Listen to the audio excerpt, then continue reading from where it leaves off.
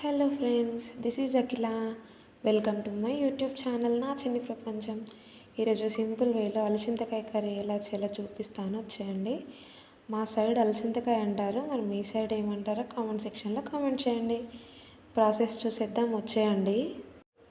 ఇక్కడ నేను half KG అలసింతకాయ, 2 పచ్చిమిర్చి, 2 చిన్న ఆనియన్, 1 రెమ్మ కరివేపాకు, 4 వెల్లుల్లి రెబ్బలు ప్రిపేర్ చేసి కట్ చేసి పక్కన పెట్టుకున్నాను.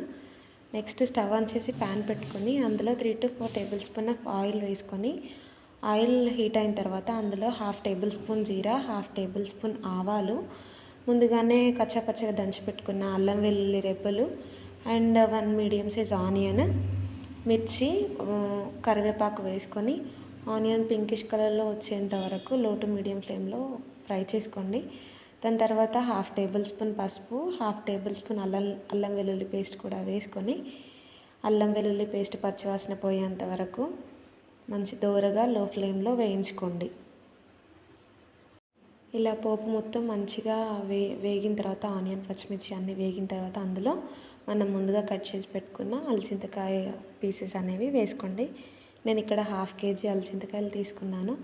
మేము కూర బొబ్బరికాయ అని కూడా అంటాము. సో అది వేసుకొని పోపు అంతా ముక్కలకి కలిసేలాగా మంచిగా కలుపుకోండి. తర్వాత క్యాప్ పెట్టుకొని కవర్ చేసుకోండి. ఒక 10 minutes కుక్ చేసుకోండి. చూసారా, కొంచెం వాటర్ ఫామ్ అయింది. 30 to 40% ఉడికిపోయినట్టే.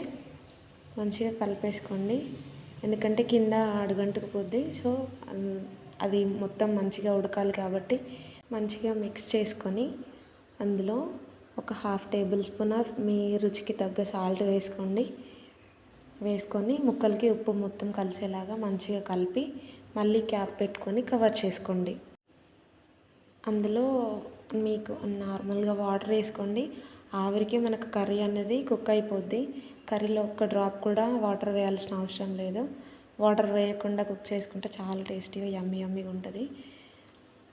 మీరు కూడా ట్రై చేయండి. అండ్ వాటర్ వేసుకొని ఒక 10 minutes పాటు కుక్ చేసుకోండి. ఆల్మోస్ట్ కుక్ అయిపోద్ది 70 to 80%.